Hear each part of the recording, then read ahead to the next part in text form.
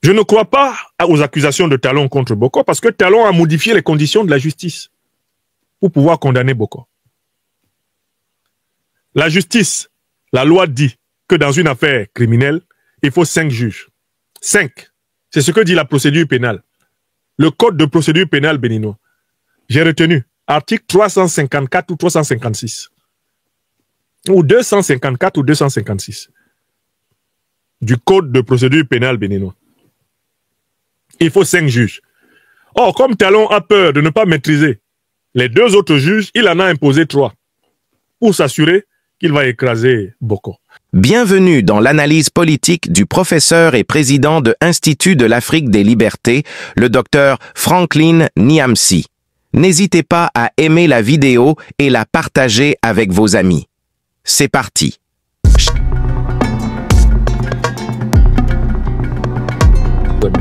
Allons au Bénin.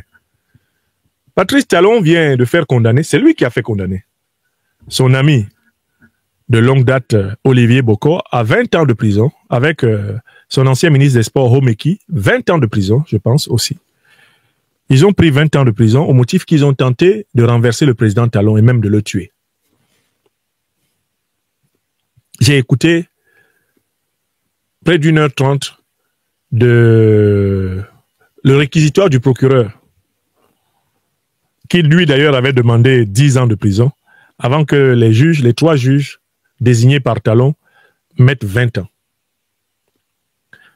Moi, ce qui m'intéresse beaucoup dans cette affaire, c'est ce dont on accuse, ce sur la base de quoi on accuse Olivier Boko et l'ancien commandant de la garde présidentielle d'avoir voulu tuer le président Talon. Les seuls faits que moi j'ai pu repérer, c'est que Olivier Boko aurait donné de l'argent à l'ancien commandant de la garde présidentielle. Des sommes importantes. Les seuls faits que je retiens, c'est qu'on aurait trouvé chez M. Olivier Boko des sommes d'argent importantes. De la taille du milliard. Et quand je lis toutes les minutes du procès et que j'écoute même, etc., on parle du principe que Olivier Boko distribuait cet argent pour que Talon soit renversé. Mais personne n'explique qui allait prendre le pouvoir dans le coup d'État qui était supposé être fait par Olivier Boko. Et aucun document ne dit de manière très précise la forme qu'allait prendre la succession de Talon après sa chute supposée. Alors, moi de l'extérieur, quand je regarde cette affaire, elle ressemble à beaucoup d'autres affaires fabriquées par les dictateurs pour se débarrasser de leurs rivaux. Ça ressemble littéralement aux affaires qui ont été fabriquées en Côte d'Ivoire contre Guillaume Soro par Alassane Ouattara. Ça ressemble aux affaires qui furent montées par Yahi Boni, par le régime de Yahi Boni contre Talon. Talon a été accusé de vouloir assassiner le président Yahi Boni. Il a été accusé de distribuer de l'argent à des gens au Bénin pour faire tomber le président Yahi Boni. Il a été accusé même d'avoir voulu faire empoisonner le président Yahi Boni. Je n'ai pas oublié cela. En fait, ce sur quoi Talon se base pour emprisonner ses amis, c'est exactement les mêmes motifs pour lesquels lui, il lui a été accordé de revenir au Bénin faire de la politique par le président Yahi Boni. Après l'avoir accusé de la même chose, le régime Yahi Boni a laissé Talon. Et ça me pose un vrai problème. Comment quelqu'un qui a bénéficié de la clémence d'un régime qu'il accusait d'actes de sédition, encore plus précis que ceux qu'il reproche à Boko ou à Homeki, comment quelqu'un comme ça, lui, il n'est pas capable de faire preuve de magnanimité, d'autant plus qu'il bénéficie de la toute-puissance de l'État. Alors, personnellement, ma conviction est faite. Olivier Boko et Homeki envisageaient en effet une conquête de la présidence de la République après Talon. Mais je n'ai aucun moyen de penser qu'ils voulaient tuer Talon ou qu'ils voulaient imposer un régime militaire. Aucun moyen. Les régimes, là, les bourgeoisies compradors africaines brassent beaucoup d'argent. Qu'il ait donné 10 millions, 20 millions, 30 millions ou quoi que ce soit à un militaire, c'est quelque chose de banal dans ces régimes. Talon lui-même le fait. Qui est le plus grand distributeur de valises d'argent de Cotonou, si ce n'est pas Talon? Est-ce que Talon peut dire qu'il n'a jamais donné de l'argent aux militaires quand il était opposant? Ou quand il se préparait à aller vers le pouvoir? Est-ce qu'il peut dire ça?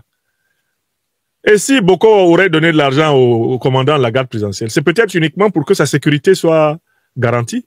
C'est pour lui dire, bon, je suis ton frère. Je veux être candidat en 2026 à l'élection ici au Bénin.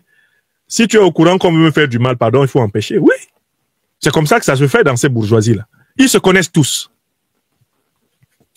Il faudrait qu'on pose les bonnes questions au Bénin. Est-ce que Patrice Talon n'a jamais donné d'argent aux militaires quand il n'était pas président? Il faudrait qu'on pose cette question et qu'on cherche à savoir. Il faudrait qu'on ouvre le dossier Talon sous Yahi Boni parce que Yahi Boni avait des preuves. De nombreux financements, de circulation de sommes d'argent. Non, Olivier Boko a eu sans doute l'ambition d'être président après son ami, mais je dis qu'il est béninois, il a le droit de vouloir être président. Il n'a pas le droit. Même Homeki, même s'il a été ministre de Talon, il n'a pas le droit de vouloir être président en 2026. Il a le droit. Quand quelqu'un veut être président dans un pays, il n'a pas le droit de commencer à préparer sa campagne et à réunir de l'argent, il a le droit. Talon n'a-t-il pas d'argent cash chez lui? Il en a. Les bourgeoisies africaines sont des banques ambulantes. C'est connu ou pas? Dans mon pays natal, le Cameroun, on dit qu'il y a il se sait, on ne dit même pas, on sait qu'il y a des particuliers qui possèdent plus d'argent que des banques. En cash. Il y a des particuliers qui peuvent payer en yuan, ils peuvent payer en dollars, ils peuvent payer en euros. Mais c'est vrai au Cameroun, c'est vrai au Nigeria, c'est vrai en Côte d'Ivoire. Dans ces républiques bananières-là, les particuliers possèdent des sommes de cash absolument incroyables. Patrice Talon qui est là, il peut avouer les quantités de cash qu'il possède. Qu'est-ce qu'il ne possède pas en cash? C'est juste incroyable quand même que ce type-là essaye d'enseigner la morale à ses amis qui savent qui il est. Si Olivier Boko peut avoir 3 ou 4 milliards dans ses comptes bancaires ou bien 1 milliard en CFA à la maison, combien de Talon a alors? Parce que Olivier Boko, là, c'est l'ami de Talon. Les habitudes que vous voyez Olivier Boko avoir, c'est les habitudes qu'il a avec son ami Talon. Bon. Donc, moi, je commence par vous dire que je ne crois pas du tout que Olivier Boko voulait assassiner Talon. Toute cette histoire-là, c'est du pipeau. Je n'y crois pas. C'est du fabriqué. D'abord, on l'a arrêté, on l'a mis en prison. Ensuite, on a fabriqué toute l'histoire. Même les preuves, là, je n'ai aucune confiance en elles. Deuxième raison. Je ne crois pas aux accusations de Talon contre Boko parce que Talon a modifié les conditions de la justice pour pouvoir condamner Boko. La justice, la loi dit que dans une affaire criminelle, il faut 5 juges. 5. C'est ce que dit la procédure pénale. Le code de procédure pénale béninois. J'ai retenu article 354 ou 356. Ou 254 ou 256. Du code de procédure pénale béninois. Il faut 5 juges. Or, comme Talon a peur de ne pas maîtriser les 2 autres juges, il en a imposé 3. Pour s'assurer qu'il va écraser Boko. Donc, pour moi, c'est un deuxième élément qui m'amène à douter de toute la procédure. Je n'y crois pas. C'est pas sérieux. Quand vous voyez l'exécutif modifier la structure judiciaire avant un procès, c'est que c'est un faux procès. Écrivez ça. Quand vous voyez l'exécutif modifier la structure du judiciaire en violation de la loi, sachez que c'est un faux procès qui se prépare. Écrivez ça. Deuxième raison. Béninoise, Béninois, n'approuvez pas Talon. Il est en train de détruire l'état de droit béninois. Mais il y a une troisième raison. Mon ascension a été attirée par la peine qui a été infligée. 20 ans. Tout de suite, dès que j'ai entendu 20 ans, j'ai dit voilà. C'est la contamination ouattarienne. Tiken Jah a chanté gouvernement 20 ans. Il parlait de qui? Alassane Ouattara. Alassane Ouattara a distribué une brochette de condamnation de 20 ans spectaculaire. C'est du jamais vu en Afrique. Il était même prêt à donner 20 ans aux arbres qui poussent dans la cour de ses opposants. 20 ans d'interdiction de pousser. 20 ans Babo, 20 ans Simone Babo, 20 ans Blé Goudé, 20 ans Guillaume Soro, 20 ans, 20 ans, 20 ans, 20 ans, 20 ans. 20 ans, 20 ans, 20 ans, 20 ans, 20 ans. Même son partisan, Tiken Jah, a chanté gouvernement 20 ans parce que c'était trop et que sa carrière de Rasta était menacée s'il ne chantait pas. Donc la signature des 20 ans est bel et bien la marque déposée de la Ouattari. Et Alassane Ouattara est le professeur de dictatorologie de Talon Patrice. Je vous ai dit ça depuis longtemps. Quand je vous disais ça, vous ne me croyez pas. Vous allez voir. Ça, c'est la 4e observation que j'apporte sur ce sujet. Et la dernière observation, c'est tous ceux qui doutent que Patrice Talon veut faire un 3e mandat, qu'il continue à douter. Mais voilà, il n'arrête pas de donner les indices. Si tu as l'intention de partir du pouvoir politique l'année prochaine, est-ce que tu as intérêt à emprisonner les gens pendant 20 ans?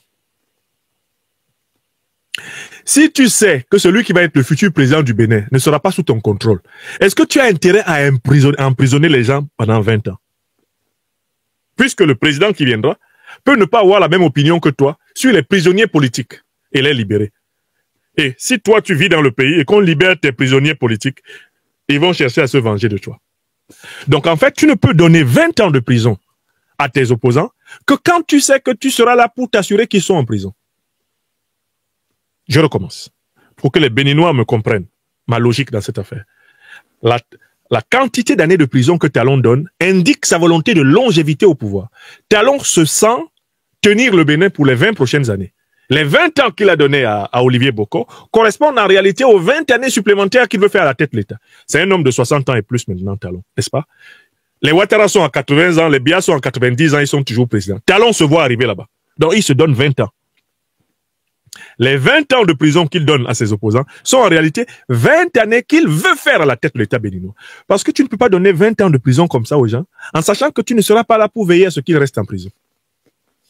Vous avez entendu? Talon s'est trahi. On l'a attrapé dans un courbon. Les 20 ans de prison qu'il donne ne sont rien d'autre que l'affirmation de sa volonté de se pérenniser, de s'éterniser au pouvoir. Voilà. C'est ce que je voulais que tout le monde comprenne. Quand quelqu'un veut partir du pouvoir en 2026, il ne donne pas 20 ans aux gens en 2025. Non, il ne donne pas ça. Il cherche la paix. Il cherche la réconciliation. Il cherche l'entente. Il cherche à laisser une image d'un dirigeant bon. Parce que après, quand il sera ancien président, on ne va pas le gifler dans la rue. Quand il sera ancien président, on ne va pas venir le tracasser.